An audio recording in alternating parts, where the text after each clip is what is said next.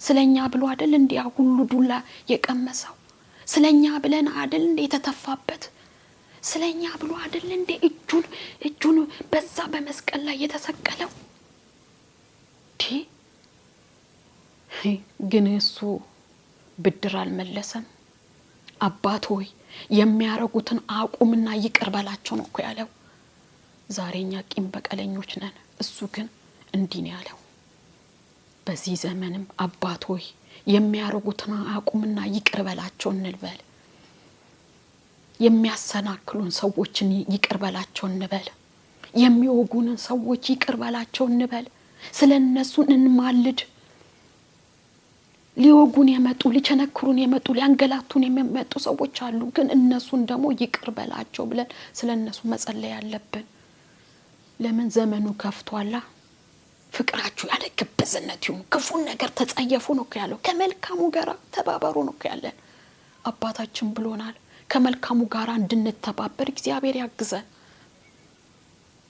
በነገሮቻችን ነገር ላይ ሁሉ ፈተና ይመጣብናል።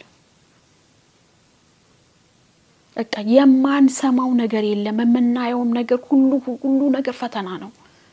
ግን ፈተናን የሚያሸንፈን አንድ አለን። እሱ የተሰቀለው ኢየሱስ ክርስቶስ ነው የሚያድነን። ጥበብና ማስተዋልን የሚሰጥ አባት አለን። እንደ ዳዊት ሞገስን ይሰጠናል። እንደ አስቴር ሞገስን ይሰጠናል። በተለይ ሴቶች ደካማንን ከጣዖታት ራስን መጠበቅ አለብን። ለምን? እኛ የክርስቶስ ልጆች ከሆን ከጣዖት ራሳችንን መጠበቅ አለብን። በቃ በሱ እቅፍ ውስጥ መግባት አለብን። አዳኛችን እሱ ነው። ፈዋሻችን እሱ ነው። አቅማችን እሱ ነው። ጉልበታችን እሱ ነው። የህይወት ሚስጥራችን ሁሉ እሱ ብቻ ነው ብለን ማየት አለብን። አካሄዳችን ሁሉ ወደሱ ብቻ መሆን አለብን።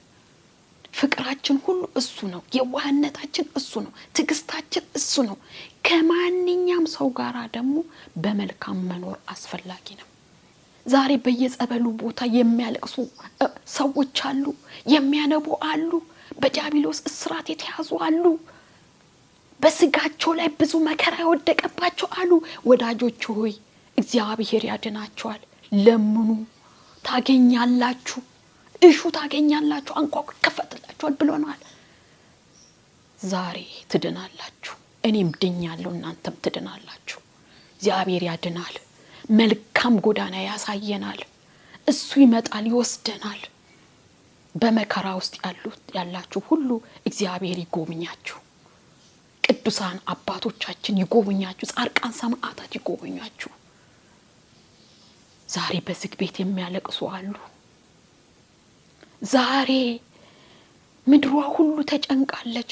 ግን ከጭንቀታችን የሚያወጣ እሱ ይመጣል።